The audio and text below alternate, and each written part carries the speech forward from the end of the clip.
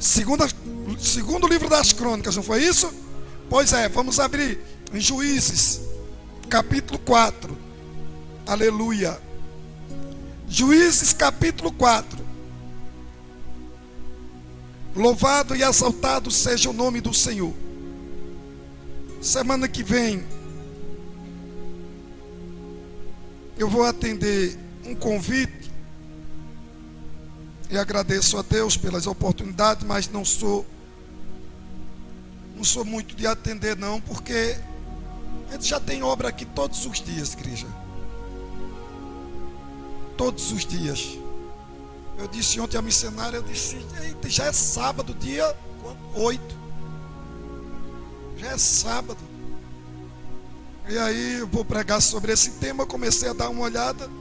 E aí hoje eu já vou trazer algo da parte do Senhor aqui. Amém ou não amém? Você já deve ter visto aí na epígrafe. Capítulo 4 fala sobre Débora, a poetisa. Aleluia. Profetiza também. Juíza também. Quando nós falamos poetisa, ou você pode substituir por uma outra tradução. Fala cantora. Eu vejo essa expressão numa Bíblia, cantora, que podemos substituir também por compositora. Amém ou não amém? Capítulo 4 diz assim nessa tradução. Diz aqui, ó, eu vou adiantar aqui para a gente ganhar tempo. Versículo 14. Então Débora afirmou a Baraque: dispõe-te, porque este é o dia em que o Senhor entregou Císara nas tuas mãos. Porventura não marchou Yahvé à tua frente? Em seguida, pois, Baraque desceu do monte Tabor, e 10.000 soldados após ele. Versículo 15, para a gente fechar e já ir para a palavra. Versículo 15. E Yahvé encheu de pânico, outra tradução, de medo, a Císara, e aniquilou todos os seus carros de ferro e todo o seu numeroso exército diante de Baraque. E Císara saltou do seu carro de ferro e fugiu a pé. Diga, fugiu. Não, diga, fugiu a pé. Quem é que tem uma tradução aí diferente? Diga aí para mim. Aqui está dizendo, fugiu a pé. Tem alguém com uma tradução diferente? Finalzinho do versículo 15. E Císara saltou do seu carro de ferro e fugiu a pé. Tem alguém com uma tradução diferente aí? Desceu. Pronto, a irmã ali já diz, desceu. Tem mais alguém? Descendo. Então amém. Desceu, descendo, fugindo. Eu venho trazer a palavra de Deus para tua vida hoje. Tudo que está travando a tua vida, tudo que está servindo de empecilho na tua vida, todo mal que se levantou, vai descer, vai correr, vai fugir, mas não vai ficar do jeito que está.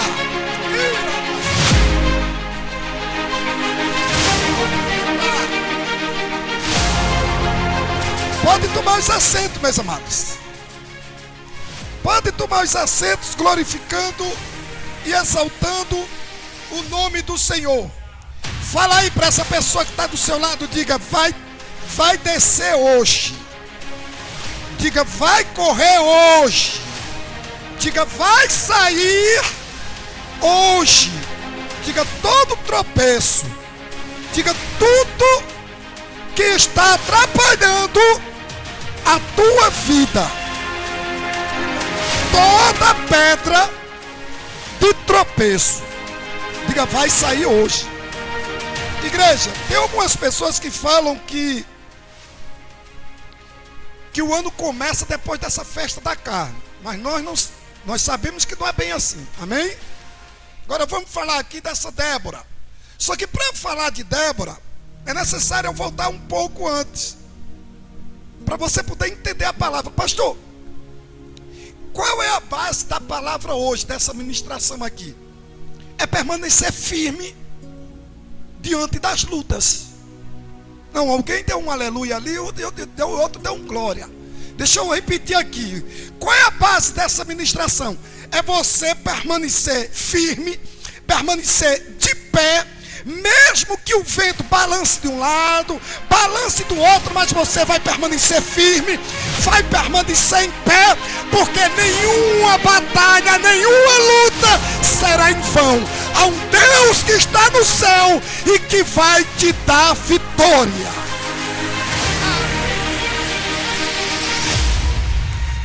Fala para quem está do seu lado, diga, você só não pode, diga, correr. Diga, não desista, pelo amor de Deus. Igreja, tudo que Deus faz é perfeito, sim ou não? Deus tem sempre o melhor para mim e para você. E foi assim no princípio. No princípio, Deus preparou essa terra para mim e para você.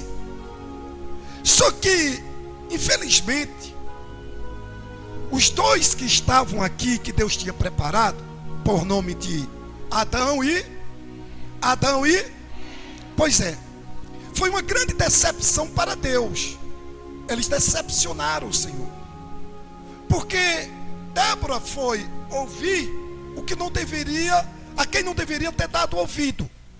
Por outro lado, ela não foi só culpada de tudo, porque seu Adão também não vigiou.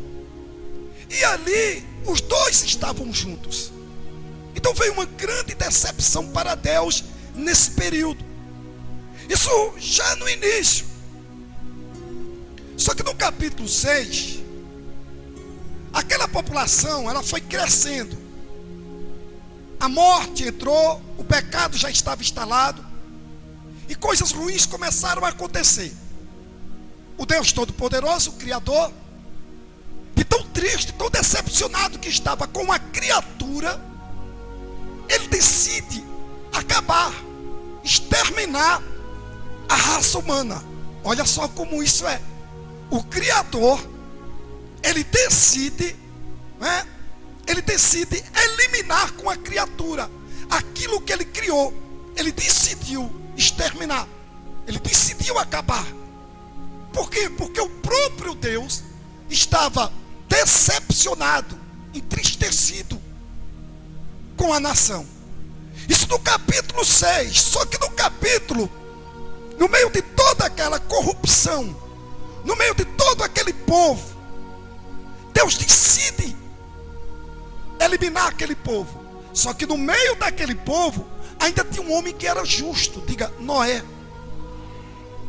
E era um homem justo. 8 pessoas da casa de Noé. E aí Deus, ele muda, ele se arrepende. Ô pastor, Deus se arrepende? Claro que se ele estava decidido a fazer e mudou, é porque houve um arrependimento. Deus chega a tal ponto de dizer que jamais faria isso com a nação ou com a criatura. E Deus vai preparando aquele homem no meio de uma corrupção, no meio de um povo que não queria nada com Deus, que não tinha nenhum temor a Deus. Deus decide ainda dar uma oportunidade àquele povo. Você conhece a história que Noé vai construir uma arca, que Noé começa a dizer para aquele povo de que um grande dilúvio estava por vir. Fico eu imaginando o quanto Noé foi zombado. Porque se não cair um pingo d'água, como é que o homem começa a construir uma arca daquele tamanho? Só podia ser louco aos olhos humanos. Só que Deus já tinha falado. E um detalhe importante que a gente precisa aprender: Noé, ele não só construiu a arca, mas Noé foi um profeta para aquela nação. Ele anunciou o que estava para acontecer. Por quê? Porque Deus não quer o fim de nenhum dos seus filhos. Deus não quer exterminar ninguém. Deus não quer a morte de ninguém. Então Deus, quando olha para aquela nação e vê aquela nação cheia de corrupção, Deus vê um homem justo, começa a usar aquele homem justo, não só para construir a arca, mas para avisar. Como nos dias de hoje, nós estamos aqui, nós já estávamos anunciando, nós vamos continuar anunciando. Outros ministérios têm anunciado o quê? Que a volta de Jesus Cristo está muito rápida, está muito próxima. Fala para quem está do teu lado aí, diga: a volta de Jesus, diga, está muito próxima. Assim como naqueles dias, e aí já é uma palavra escatológica, comiam, bebiam, casavam, soldavam-se em casamento, até o dia em que Noé entrou na arca. Detalhe importante: Noé entra na arca, a arca não é fechada de dentro para fora, pelo contrário, a arca é fechada de fora. Então como é que se fecha uma arca de fora para dentro? Porque se ele estava dentro, ele não podia fechá-la de fora para dentro. Não, é o próprio Deus que já estava ali fechando a arca. Pastor, que Deus carrasco é esse? Que Deus é esse que pega a sua criatura, permite que ela venha e daqui a pouco manda um dilúvio para exterminar com aquelas pessoas só porque eram pecadores? Entenda, Deus não quer o mal de ninguém. E o profeta estava ali avisando. Noé estava avisando do que estava prestes a acontecer. Não deram ouvido. Mas chegou o momento em que a arca foi fechada. E quando a arca é fechada, houve ali uma verdadeira carnificina. Muita gente morreu. Muita gente, foi um dilúvio. É aquele ditado popular: procura terra nos pés e não encontra, e não acha. Pois bem, então Deus tenta recomeçar tudo de novo. A família de Noé. E Deus está recomeçando. Só que o povo continua pecando diante dos olhos do Senhor. A nação vai continuar crescendo, mas vai crescendo dentro de uma corrupção. E começa a fazer o que não era bom aos olhos do Senhor. Então estava uma nação, um povo, onde a corrupção tomava conta daquele povo. E o que é que decide aquele povo? De tão corruptos, tão pecadores, de não ter temor nenhum a Deus. Aquele povo deseja ser um semideus, a fazer algo tão alto, para se aproximar, ou até mesmo estar acima de Deus. Uma torre, que dá-se o nome de Torre de Babel. E eles tentam estar acima de Deus. Deus olha para aquele povo. Mas Deus tinha feito uma promessa, que não ia mais destruir aquela nação. Só que a mão de Deus pesou contra aquele povo. Mas como Deus vela pela sua palavra de não destruir aquela nação, de não destruir mais o povo, a humanidade. Então Deus é Deus de oportunidade. Deus é Deus de todo mundo junto? Deus é Deus de. Então Deus decide dar uma nova oportunidade. E o que Deus faz? Deus entra no meio de uma idolatria. Deus começa a olhar para um povo idólatra, um povo que não conhecia Deus, um povo que não temia Deus, um povo que adorava ídolos e fabricava ídolos. E Deus vai olhar no meio daquele povo ali e escolhe um homem. Esse homem também não sabia quem era Deus, mas tudo que Deus faz é perfeito. No capítulo 12, Deus está recomeçando e dando uma nova oportunidade ao povo. Aí escolhe dentro da casa de Terá. Uma outra tradução, eu já ouvi alguém dizendo Tera ou Terá. Deus escolhe um dos seus filhos por nome de Abrão. Aí no capítulo 12, Deus vai fazer uma promessa a Abrão. Num versículo só, Deus faz 4 promessas para aquele homem.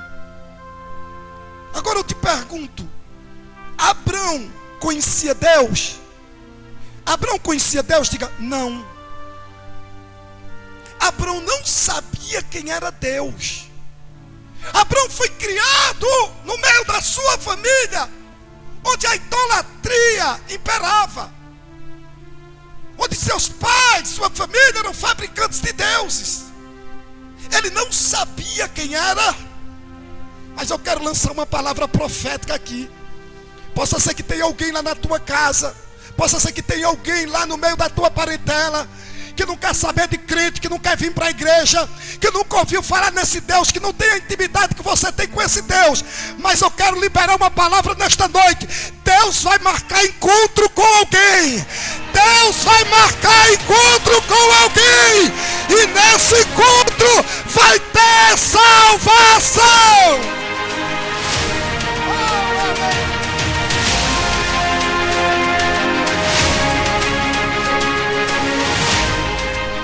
Da casa de Abraão, Deus faz uma promessa para ele. Pergunta qual?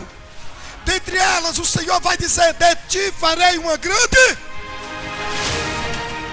Só que a esposa dele, que era uma meia-irmã, e naquele tempo podia, era uma meia-irmã, e ela casa com ele, e os dois estão caminhando juntos.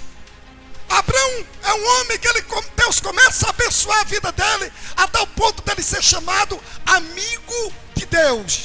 Por que amigo de Deus? Porque ele andava com Deus. E o andar aqui não aplica-se nessa caminhada que eu estou dando. O andar com Deus é intimidade com Deus, é viver em comunhão com Deus. Então Abraão vivia em comunhão, intimidade. E por isso que Deus honrou a intimidade, a fidelidade, e que nós falamos, esse é o pai da fé, Abraão. Eu vejo muita gente dizendo: eu tenho fé, mas não adianta ter fé e não ter obediência.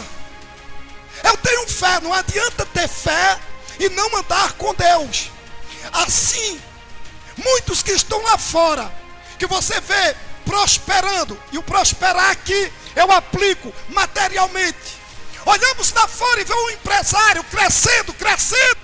Vou usar a palavra mais objetiva: a cada dia ficando mais rico. E você muitas vezes olha e diz: por que ele tem? Não serve a Deus, eu sirvo. E estou passando por essa peleja, por essa luta. É porque há uma grande diferença. Pergunta qual? É porque lá eles acreditam em alguma coisa. Nós acreditamos no Deus das coisas, mas lá eles acreditam em alguma coisa. E ao acreditar em alguma coisa, eles começam a colocar em prática a fé que eles têm. Eles começam a acreditar que se fizer vai dar certo. E por isso é que dá certo. Sabe por quê? Porque eles têm a coragem de dizer: eu vou colocar o pé e eu vou fazer. Só que nós somos diferentes. Pergunta por quê? Porque nós cremos no Deus das coisas. Possa ser que não tenhamos hoje o que muitos têm lá fora, mas lá na frente a Bíblia aponta que nós vamos ter o que ninguém nessa terra, por milionário que seja, possa comprar, que é a salvação.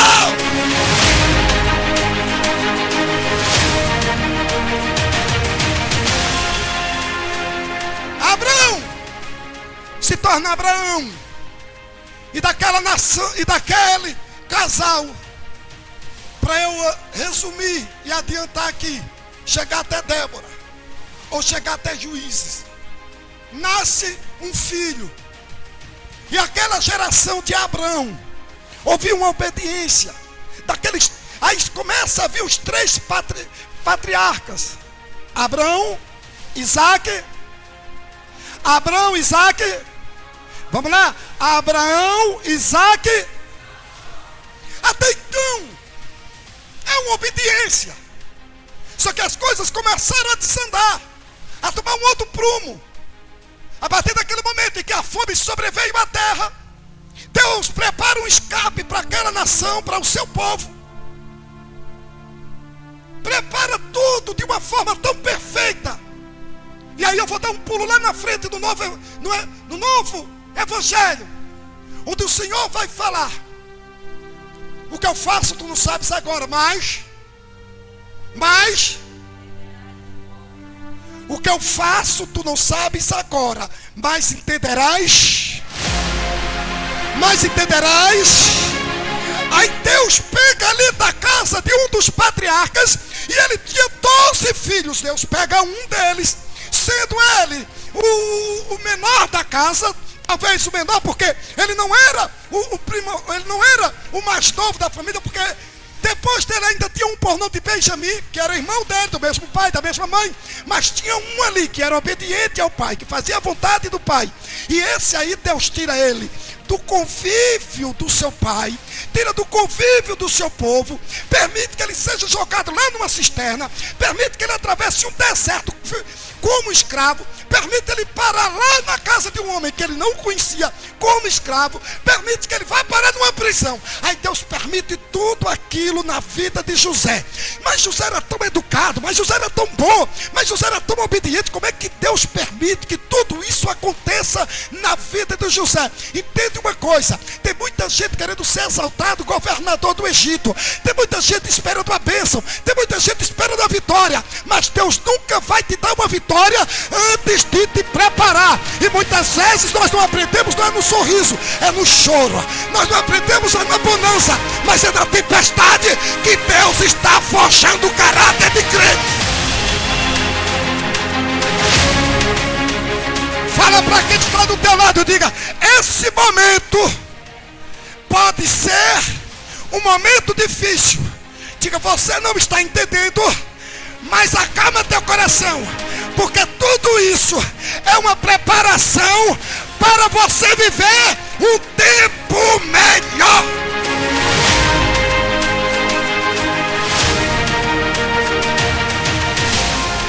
Só que lá de dentro da casa, só que daqui dos patriarcas, um povo começa a desobedecer, uma nação começa a crescer. De 70 pessoas, essa nação ela vai se multiplicando e chega a quase 2,5 milhões. Se bem que todos não eram judeus, mas aquela nação estava crescendo. Aquele povo começa a desobedecer a Deus. Aquele povo está lá no cativeiro. Só que esse Deus ele é maravilhoso. E talvez Deus esteja tratando alguém aqui da seguinte forma. A pergunta qual? Olha para cá para você entender. No silêncio. Oh, coisa terrível é quando nós queremos ouvir a voz de Deus e não ouvimos. Ou coisa terrível é quando nós entramos num culto como esse aqui e falamos: Deus fala comigo hoje. E Deus fala com todo mundo, mas não fala com você. É porque tem momento que Deus se cala. Mas o silêncio de Deus não quer dizer que Ele te abandonou. O silêncio de Deus é que Ele está te preparando nesse período para algo melhor lá. Eu não sei se você está entendendo essa palavra. São nos momentos mais difíceis que nós reconhecemos a soberania de Deus em nossas vidas.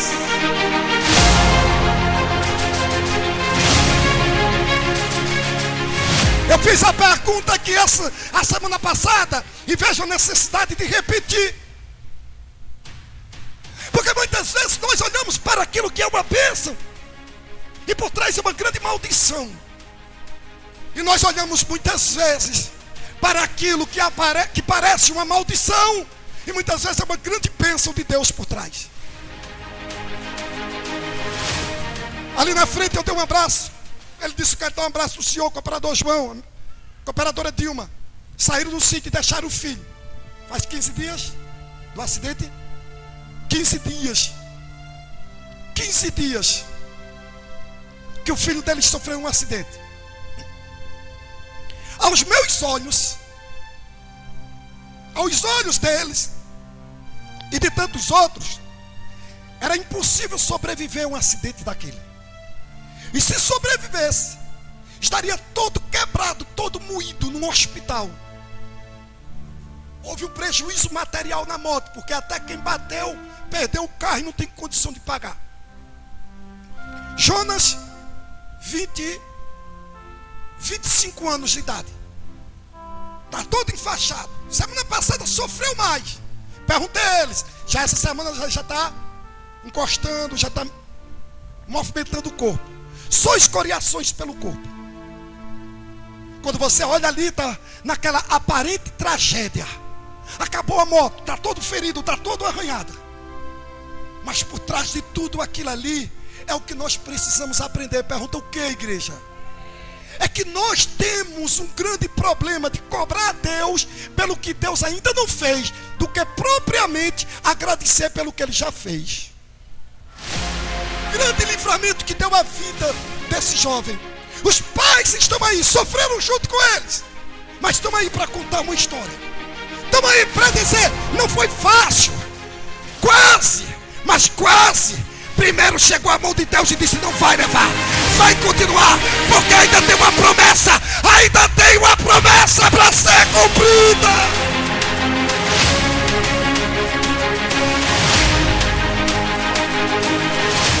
Parecia que era uma maldição, mas por trás tem uma grande bênção.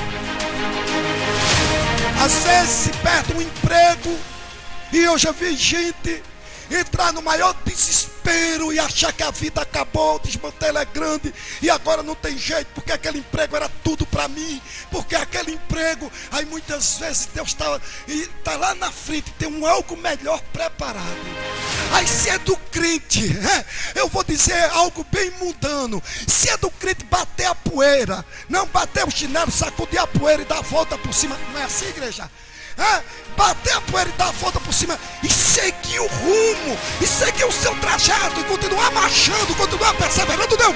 Aí fica ali o tempo todo murmurando, reclamando, igual aquele personagem do desenho animado de antigamente que dizia, ó vida, ó céu, eu só vim para sofrer, nada dá certo. Pois é, agora aquele crente que é espiritual, e eu acredito que tem alguém aqui espiritual, mesmo naquela aparente derrota, mesmo naquele aparente fracasso, ele está dizendo, tudo isso aí não é nada para o que Deus tem preparado lá na frente. Tudo que eu perdi não se compara ao que Deus tem preparado.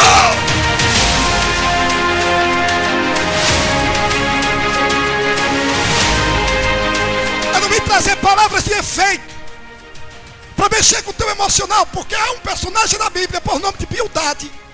Foi um dos amigos de Jó, um dos 3 amigos que ele foi dizer a Jó, de uma forma tão consciente, ele disse, Jó,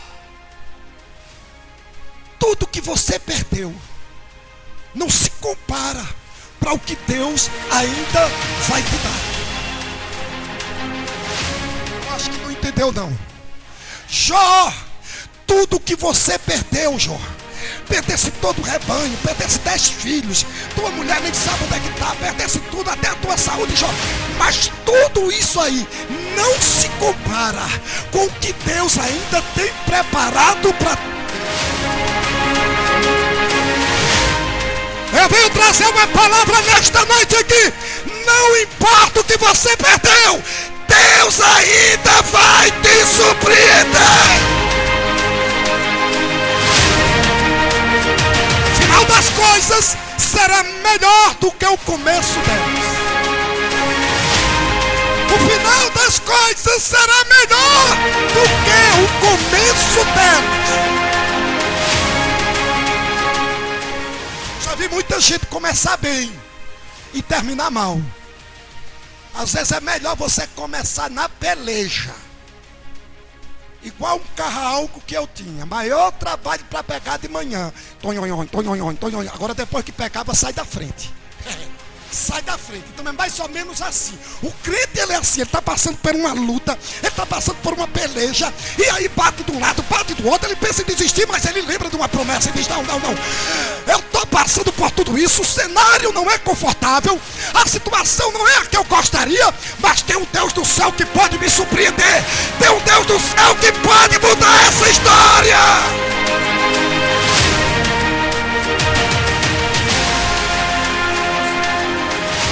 Acabou-se o tempo, eu pensei que eu ia ficar aqui até quarta-feira de que igreja? Olha, os crentes sabem, fica meio assim desconfiado.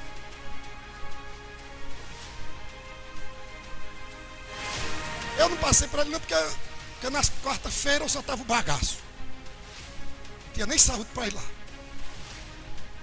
Mas aquele negócio de botar uma cinza que a gente não sabe nem de onde é, esfrega na testa e vai ter os pecados estão.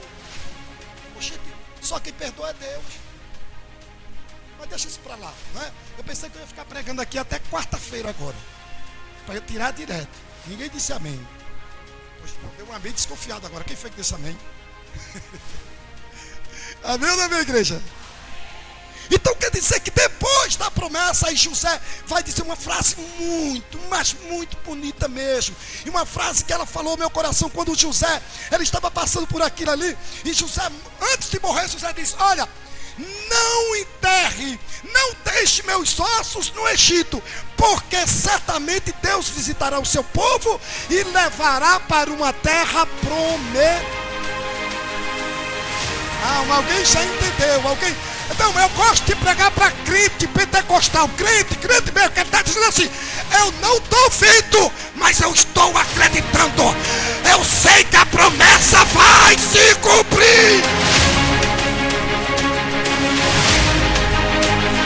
Ele me olha e diz: não me enterre aqui não, viu? Não deixe meus ossos não. Por que, José? Porque eu sei que ele vai voltar.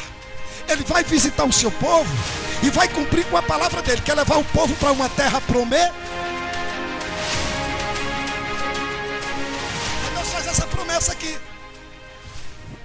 Só que quando José morre, os ossos de José estavam lá.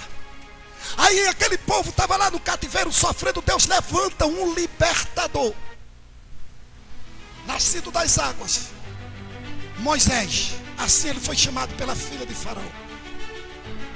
E aí ele vem, Moisés como libertador, leva aquele povo, vai atravessar o deserto com aquele povo. E os ossos de José vai junto também. Só que Moisés, Deus fala com ele. E quando Deus fala com ele, é um versículo que foi pregado inclusive aqui a semana passada pela diaconisa Helena, no capítulo 28. E eu gosto dessa passagem aqui, do capítulo 28 de Deuteronômio. Estou pregando bem pausadamente para você poder entender. Porque no capítulo 28, quando o Senhor começa a falar com aquele povo, ele vai até o versículo 14. Diga, versículo 14. Diga mais uma vez para memorizar. Versículo 14. Versículo 14 do capítulo 28 de Deuteronômio. O Senhor começa dizendo àquele povo: olha, se ouvires e obedeceres a minha voz, os meus mandamentos, as minhas bênçãos virão sobre... Diga, sobre mim. Entenda aqui o que é que tem uma promessa. O crente está num culto, ele tem que estar ligado na palavra. Capítulo 28, porque o crente ele tem que entender uma coisa: Bíblia é um pouquinho daqui e um pouquinho dali. Nós já estamos lá na frente. Nós vamos chegar lá em Juízes. Antes de chegar em Juízes capítulo 28, Deus faz uma promessa novamente para aquele povo e diz: olha, se vocês obedecerem os meus mandamentos, se vocês obedecerem a minha palavra, se vocês andarem nos meus caminhos, sabe de uma coisa? No celeiro de vocês não vai faltar nada. Vocês nunca vão estar por cauda só por. O Senhor vai fazer promessa mais ou menos assim, vai dizer: olha, eu vou te dar tanto que você não vai pedir emprestado. Você vai emprestar, mas não vai tomar.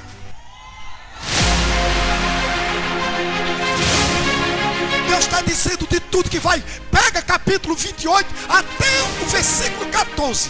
Do versículo 1 ao versículo 14, Deuteronômio. Você vai ver só bênçãos, só promessa de Deus. Deus está dizendo: se obedeceres, te darei todas essas coisas. Ou melhor, se me obedeceres, as minhas bênçãos virão sobre. Só que a partir do versículo 15 ele está também mudando a história.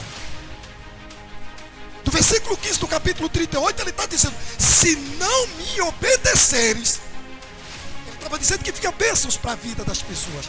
Até o versículo 14, do 1 ao 14 ele está dizendo: bênçãos vêm sobre a vida de vocês, se me obedeceres. Agora, a partir do 14 ele está dizendo: se não me obedecer, as maldições virão sobre a vida de vocês. A igreja está entendendo? É porque quando chega uma palavra dessa, ela aperta, né? Mas a palavra de Deus, ela não muda. Passe o tempo que passar, a palavra dele não muda. E nós que somos cristãos, Nós não podemos tratar Deus como qualquer coisa, como se fosse um objeto, como se fosse mentiroso, como se fosse enganador, de falar, né? Como se ele sofresse de amnésia. Falou hoje, amanhã ele esquece. As minhas bênçãos virão sobre ti. Agora, se não me obedecer, as maldições virão sobre ti. Pega em casa que você vai ler e você vai entender. Capítulo 28, até o versículo 14. Versículo 15, o som da cuíca começa a mudar. Aí Deus fala para aquele povo. Moisés morre. Deus chega para Josué e diz: Josué, meu servo Moisés está morto. É mais ou menos Deus dizendo assim: ó Josué, agora é comigo e você. Moisés morreu, não adianta ficar se lamentando. Para com esse lamento de morte, para com esse negócio aí. Já chorou, levanta essa tua cabeça aí, põe-te de pé. Porque assim como eu fui com ele, eu vou ser contigo também. Por onde eu andei com ele, eu vou andar contigo. Por onde eu passei com ele, eu vou passar contigo. Da forma que eu ajudei ele, Josué, eu vou te ajudar também. Deus levanta a autoestima de Josué. Quando Deus levanta a autoestima de Josué, ele começa a preparar e está dizendo: Josué, ainda tem uma missão para ser cumprida. Porque eu fiz uma promessa de uma terra para o povo. E aí você tem a grande missão de conduzir esse povo até lá.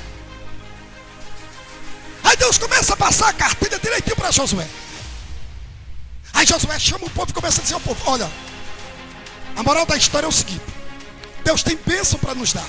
Agora, se for obediente a Ele, todas as bênçãos virão. Só que tem promessa condicionada. É promessa com condição.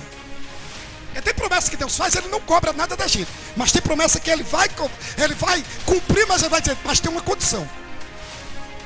E aí a promessa condicionada era justamente essa: olha, vocês não podem se desviar para outro caminho. Vocês não vão se misturar com outros povos. Vocês não vão se curvar diante de outros deuses. Não adore, porque Deus não divide a glória dele com ninguém. Não saia do caminho do Senhor. Continue no caminho do Senhor, que se continuar, vai ser abençoado. Agora, se não continuar, se for se desviar para um lado e para o outro, pode se preparar. E aí o recado foi dado para aquele povo. Josué vai chegando ao seu final, já perto da morte, e Josué começa a dividir as terras. O povo já está na terra prometida. E Josué começa a dividir por tribos. E o povo vai recebendo. Quando o povo recebe as terras, há um grande problema. Pergunta qual? Não, se todo mundo pergunta qual? Há um problema que até nos dias de hoje, há pecado impedir a Deus? Não. Porque Ele é quem está dizendo. Ele é quem está mandando clamar a Ele. Ele é quem está dizendo: tudo que pedires em meu nome eu farei. Mas há uma grande luta, uma grande batalha com grande parte das pessoas, que é o seguinte: pede a Deus, depois que consegue, esquece, vira as costas, esquece de quem deu, esquece quem curou, esquece quem escancarou a porta, esquece quem assinou o documento, esquece quem assinou a aposentadoria, esquece quem restaurou o casamento. Mas no momento da aflição, no momento da agonia, aí clama, aí faz propósito, está nos cultos e está adorando, aí daqui a pouco, quando passa a tempestade, é sombra e água fresca. É esquecimento total. Não foi diferente aqui. Quando esse povo passa, que chega na terra prometida, aí pega todo, está com suas terras. Aí o povo começa a levantar bezerro de ouro. Aí vai voltar para o passado. Aí começa a adorar outros deuses. Aí vai perdendo a identidade com Deus único e verdadeiro. Aí vai se afastando da presença de Deus. Vai se corrompendo. O pecado é coisa normal. O Deus que dirigia aquele povo, o Deus que queria que fosse o governo teocrático, o povo esquece. O povo não quer Deus dirigindo. Até então era Deus que queria guiar aquele povo. Deus não queria rei. Deus não queria presidente, governador, nem prefeito. Deus não queria essa raça aí para comandar o povo dele, não. Quem ia comandar o povo dele era ele mesmo. Quem ia direcionar era ele mesmo. Era Deus que ia cuidar daquele povo. Era Deus que ia direcionar aquele povo. Mas aquele povo começa a se corromper, começa a adorar outros deuses, Começa a se misturar com quem não deveria se misturar. Não é tão diferente dos dias de hoje. Não é tão diferente. Quando esse povo começa a desobedecer o que Josué ensinou, quando esse povo joga no lixo a cartilha que Josué passou, aí começa o período da monarquia. Aí começa a surgir os juízes. Só que antes de Deus começar a levantar os juízes, e agora eu já parto para o final, aí nós vamos olhar que Deus começa a levantar aquele povo. Deus começa a levantar. Quem é que Deus estava levantando? Um povo para oprimir o povo dele. Como é a história, pastor? Deus estava levantando um povo para oprimir o povo dele. Por que Deus estava fazendo isso? Por conta da desobediência do povo. Porque o povo não queria se relacionar com Deus. Já não havia mais temor, já não havia mais fidelidade, já não havia mais comprometimento do povo para com Deus. Aí Deus tem uma forma de chamar a atenção. E como é essa forma de chamar a atenção? É oprimindo. Por quê? Você já percebeu que quando tudo está bem,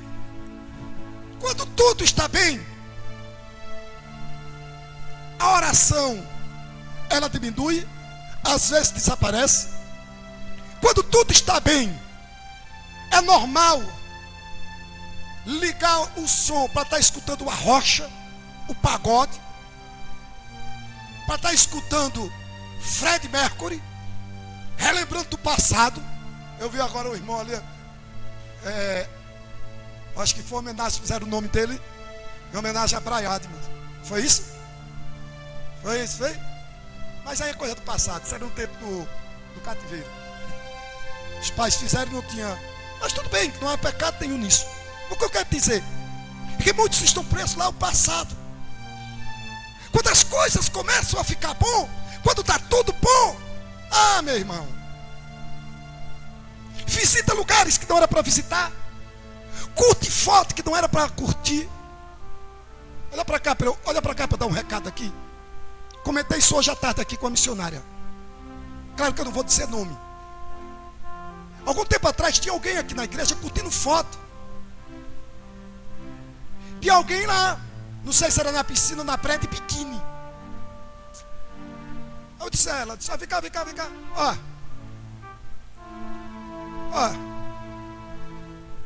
Agora está na igreja dando glória, aleluia, casado, tem uma mulher em casa, talvez não curte nem a foto da mulher, mas está curtindo foto dessa belezinha aqui de biquíni. Isso é comportamento de crente? Aí está achando que isso é normal. Pois a mesma que estava de biquíni, mais ou menos aqui, bem aqui na frente do altar, pediu uma oração. E a Diaconisa Helena estava comigo aqui nesse dia, tinha mais outra pessoa, não sei quem foi. Foi só estender a mão pela misericórdia de Deus, ela bufa, uma legião de demônios. Aí a pessoa assim, com falta de, sem discernimento, está ali, ó, curtindo a foto, achando bonitinho. E o capiroto lá dizendo, daqui a pouco eu vou fazer com que tua esposa veja, para criar uma confusão. Aí como é o resumo dessa história? Pastor, o diabo se levantou lá em casa. Não, o diabo se levantou não, quem se levantou foi você. Tanto homem como mulher, tem que vigiar, tem que parar com essas coisas. Amém ou não amém? Aperta só um pouquinho aqui para eu voltar com a palavra e encerrar. Posso apertar? Vai doer, viu? Vai doer. Missionária, sabe a minha senha? A senha do meu celular? Porque eu sei a sua também. Porque nós somos casados. Eu confio em você e você confia em mim. Não confia em mim? Eu confio em você. Então por isso é que a minha senha, o meu celular, permite que você acesse. Como eu confio em você, você permite que eu acesse o seu celular. Porque casal é assim. Casal não pode estar escondendo senha um do outro. E se esconder, abre os olhos, vigia, porque deve ter alguma coisa por trás disso aí. Porque eu não posso estar com a minha esposa e estar escondendo uma senha dela. Outra coisa, não, é verdade. Um dia desse ele errou a foto. Aí botou a foto dela sozinha. Eu disse, esqueceu, foi? Eu e ela não somos muito bons nisso aí não. Quem desenrola as coisas é Tiago. Eu disse, eu tenho tua foto só. Ela disse, eu estava botando uma foto, não sei para onde, e entrou e só ficou a minha. Eu disse, pois é. Já tem o celular chegar em casa? Foto dos dois. A mesma foto que tem no meu, tem no dela. Pastor, isso é desconfiança? Não. Porque casal, para botar suas fotozinhas lá, só um conselho. Bota tua foto com teu marido, teu noivo, teu namorado. Por que tua foto sozinha? Porque tem gente sem vergonha, safado por aí, não é brincadeira. Tem gente por aí que não tem moral, né? Que fica ali observando, lançando uma palavra. Eu não quero dizer qual tipo de palavra. Então, por evitar essas coisas, amém ou não, minha igreja? Coloca a tua foto lá com o teu amorzinho assim, ó. Faz uma pose. Eu estou acostumado a ver foto por aí. Pozinha no beijo.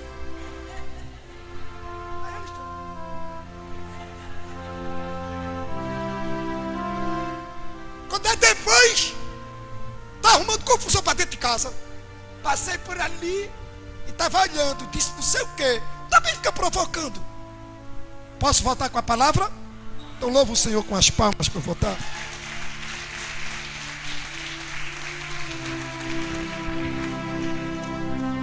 Juízes, levanta-se Cusã e Zataim. Aí oprime aquele povo. 8 anos, depois Deus permite que o libertador, Otiniel. Aí Otiniel liberta aquele povo. Otiniel está lá comandando aquele povo durante 18 anos. Aí daqui a pouco lá vem Eglon. E Eglon era inimigo do povo de Deus e começa a oprimir o povo de Deus. Aí Deus permite que se levante Eude, o canhotinho. Aí Eude vai lá e mata Eglon, porque o povo de Deus tinha clamado. Eude passou quase 40 anos comandando aquele povo, ensinando aquele povo, e a terra sossegou. Mas eu acho interessante que no livro dos Juízes vai dizer sempre assim: e o povo voltou a fazer o que era mal aos olhos do Senhor. Enquanto Eude estava vivo, enquanto estava passando a cartilha para aquele povo estava obedecendo. Daqui a pouco Eude morre, aquele povo se rebela. Aquele povo volta a fazer o que era mal aos olhos do Senhor. Quando aquele povo volta a fazer o que era mal aos olhos do Senhor, aí Deus diz, te prepara que eu tenho algo bom para vocês. Aí Deus permite que o povo seja oprimido. Aí levanta um rei por nome de Jabim. E nós falamos que é o nome de Jabim, só que lá atrás já tinha um outro Jabim, que tinha sido derrotado por Josué.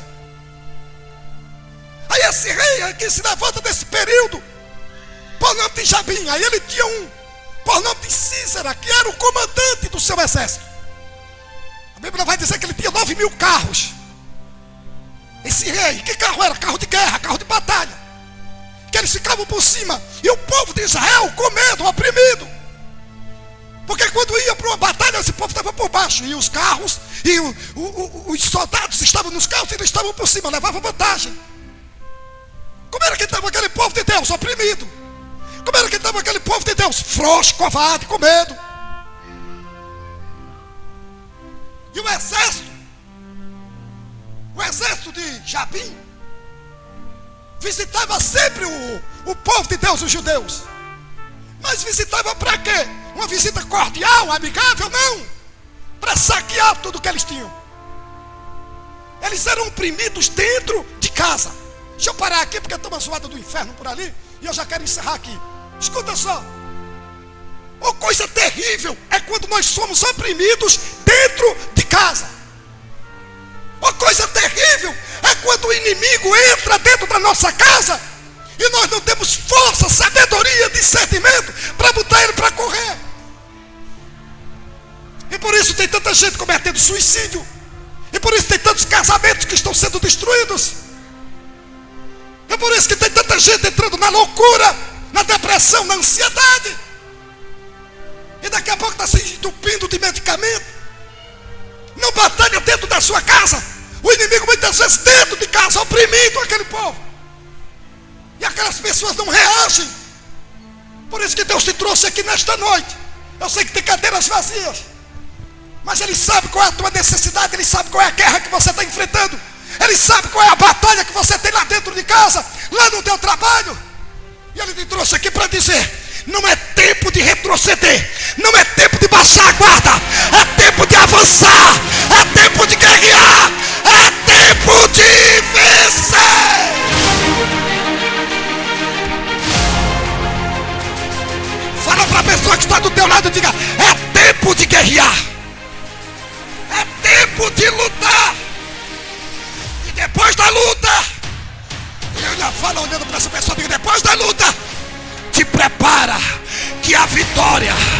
vai ser maior, vai ser maior, vai ser maior.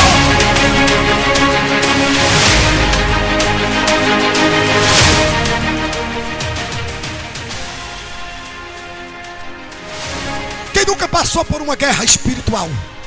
Quem nunca passou? Quem nunca foi oprimido? Quem nunca o inferno se levantou querendo travar, causar um peso, tirar o teu ânimo? Todos nós já passamos. Pastor, misericórdia, eu nunca passei. Pois é, eu tenho uma palavra para te dizer aqui. Te prepara que vai passar. Porque enquanto você estiver nessa terra aqui, te prepara que você não vive sem luta. O crente não vive sem luta. Agora, a luta é sinônimo de vitória. Depois da luta, a vitória vem.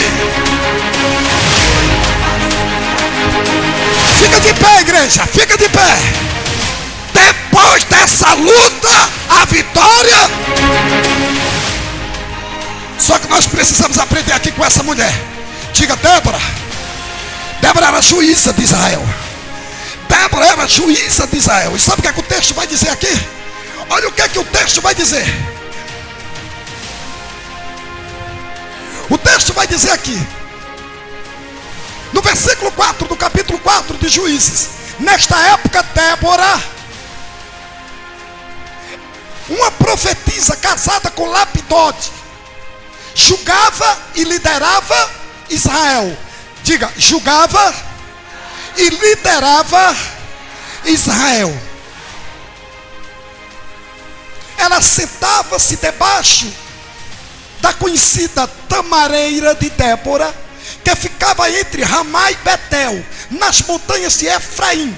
E os filhos de Israel costumavam vir até ela para que ajuizasse suas causas e as suas questões. Olha para cá. Possa ser que tenha alguém lá dentro da tua casa que não tenha a mesma fé que você tem.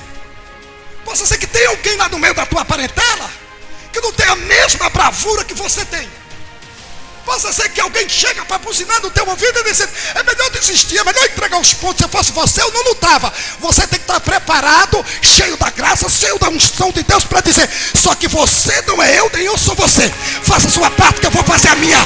O sinônimo aqui não é recuar, não é retroceder, não é fugir, é continuar batalhando, é continuar lutando.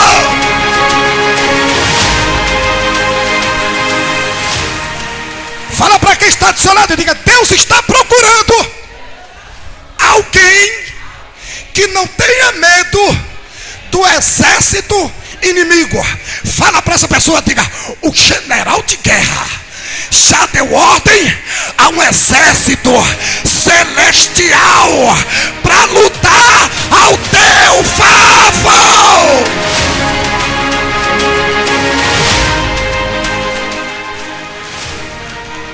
Essa mulher não teve medo. Ela sabia que Jabim era terrível. Ela sabia que Cícera, o general de guerra, era terrível. Mas o que eu acho bonito dessa mulher é que ela não se acovardou. E tem crente no dia de hoje, olha para cá para você entender. Tem crente no dia de hoje que se ele passar numa encruzilhada e ele vê um despacho ali, ele vai voltar ao Egito. Começa a se benzer, começa a fazer o creio dos pais. Vai e sai de frente.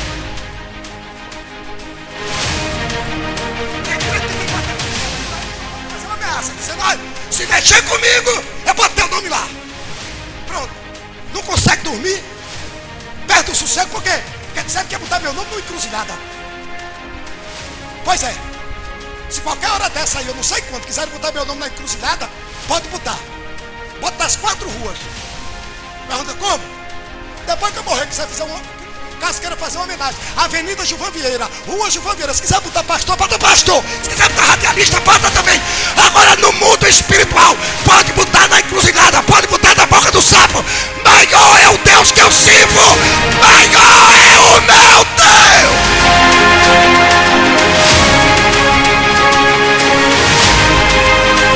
Tem gente que está com medo de crise. Tem gente que está com medo disso, medo daquilo, medo daquilo. Tudo que o inimigo quer quer é colocar medo. E uma vez que ele coloca medo, ele vai crescer e a gente vai recuando, não. Só que aqui nesta noite Deus te trouxe para dizer: ei, a ordem não é voltar, a ordem é para baixar, a ordem é para ir em frente. Deus está contigo.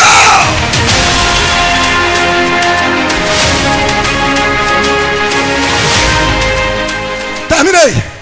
O que foi que aquela mulher, o que o texto está dizendo? Que aquela mulher estava profetizando. Só que aquela mulher vai chamar Baraque. E ela vai dizer para Baraque: Baraque, estou no versículo 6. Baraque,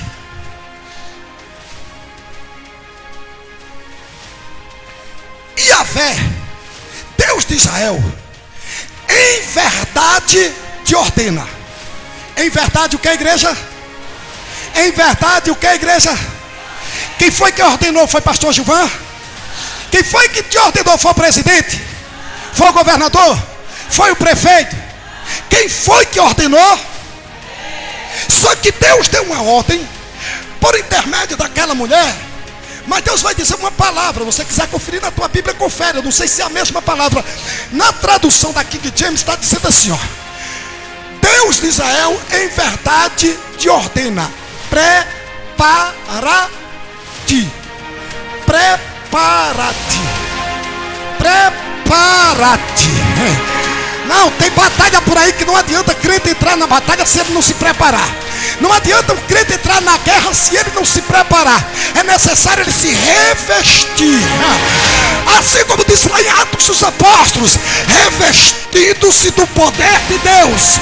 Revestido do poder de Deus. Aí o Senhor disse para ela, disse para ele, disse: olha, prepara-te, toma contigo 10.000 homens, dentre eles os filhos de Naftali e os filhos de Zebulon, e vai. E ele disse o quê? Então o Senhor está dizendo: prepara-te e prepara-te e. Eu não sei se tem alguém aqui entendendo essa palavra, mas eu vim trazer uma palavra revelada, uma palavra rema nesta noite, uma palavra profética. Prepara-te e prepara-te e. Eu não sei qual é o problema, eu não sei qual é a causa, eu não sei qual é a guerra, eu não sei qual é o gigante, mas a palavra de Deus nesta noite é dizendo: prepara-te, prepara-te, prepara-te, vai!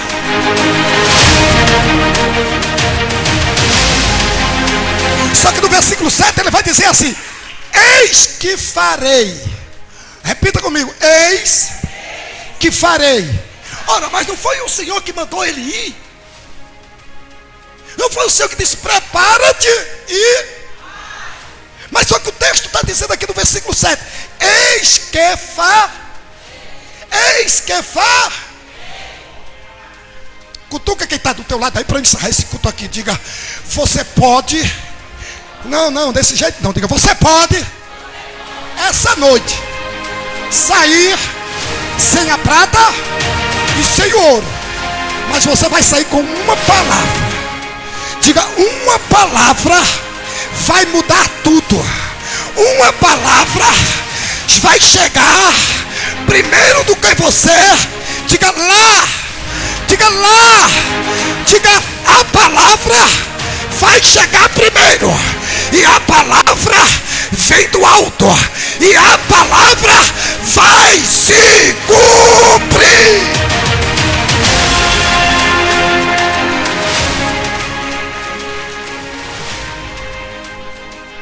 Aí eu gosto aqui do versículo 7, ainda o final, que ele vai dizer assim, ó: eis que farei com que Cícera, o chefe do exército de Jabim, marche com os seus carros e as suas tropas até o rio Quizon, a fim de guerrear contra ti. Olha para cá para você entender. Deixa eu desenhar aqui. O Senhor está dizendo: eu vou fazer Cícera entrar nesse caminho aqui de Quizon, montanhas de um lado, montanhas do outro. Deus é Deus de estratégia, fez com que eles entrassem. Prepara os homens, Baraque. Baraque, prepara os homens. Te prepara aí. Pega os homens. Porque eu vou fazer com que Cícera entre. Não, pera. Ele vem com os carros de lá. Só de carros eles têm 9.000 carros. Tem um exército. não perderam nenhuma batalha, e o Senhor vai trazer. E por que o Senhor não fulmina logo eles lá? Por que o Senhor não acaba logo com aquela raça lá? Por que o Senhor não vai dar e dar um jeito nela? Aquelazinha lá, que está me provocando. Por que o Senhor não pega lá aquele camarada incircunciso, que não quer nada com o Senhor, que vive me provocando e eu sou teu servo? Por que o Senhor não resolve logo lá com ele? É porque tem coisas que Deus não vai resolver lá, Deus vai trazer para...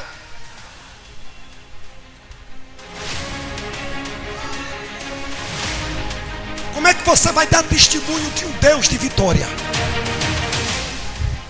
Pastor, não quero nem ver a cara dele, nem quero ver a cara dela, mas muitas vezes Deus vai colocar na tua frente para que a causa seja resolvida e para que Ele te dê vitória diante daqueles que não acreditaram, que zombaram, que te humilharam, que tiraram o que é teu. Não sei se você está entendendo essa palavra. Deus vai preparar uma situação só para te dar vitória.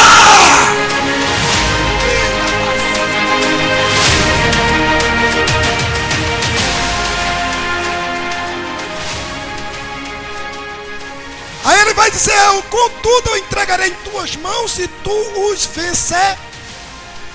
Aí Baraque vai entender. Só que eu gosto dessa parte para eu finalizar agora. Versículo 14. Ela está falando com Baraque e ela chega a dizer mais uma vez para Baraque. Então Débora afirmou a Baraque: dispõe-te, porque este é o dia. Dispõe-te, porque este é o... Como é que está aí na tua Bíblia? Dispõe-te, porque este é o... É hoje. Não sei se está na tua Bíblia dizendo assim: é hoje. É hoje. Não.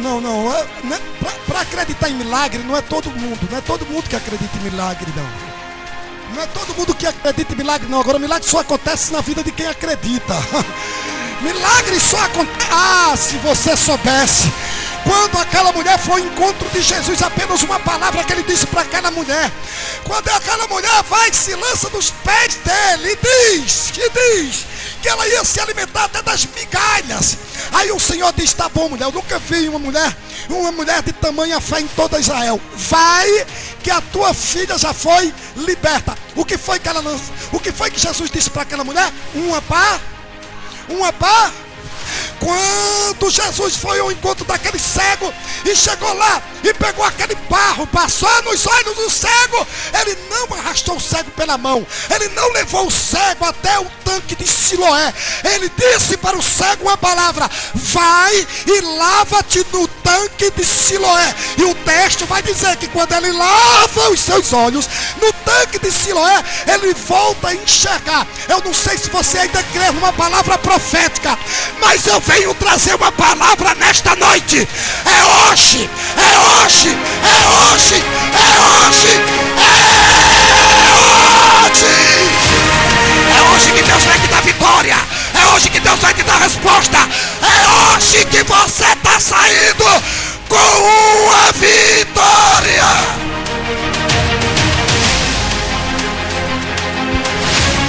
Fala para quem está do seu lado, diga: é hoje.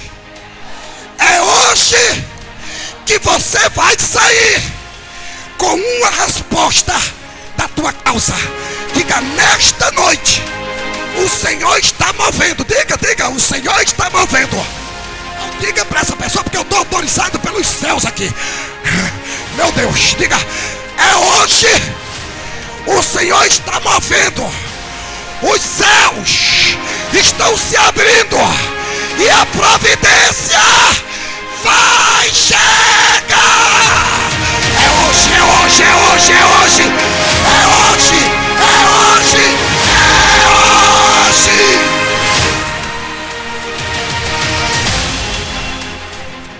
Quem crê numa palavra profética aqui? Quem tomou posse dessa palavra profética?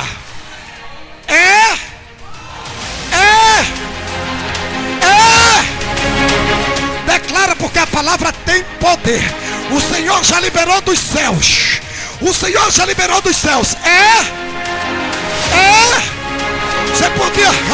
Você podia até aumentar esse tom aí, para estourar os tímpanos ainda dessa capetada que está lá fora. Agora muda, diga: é hoje que eu estou saindo de posse de uma grande vitória.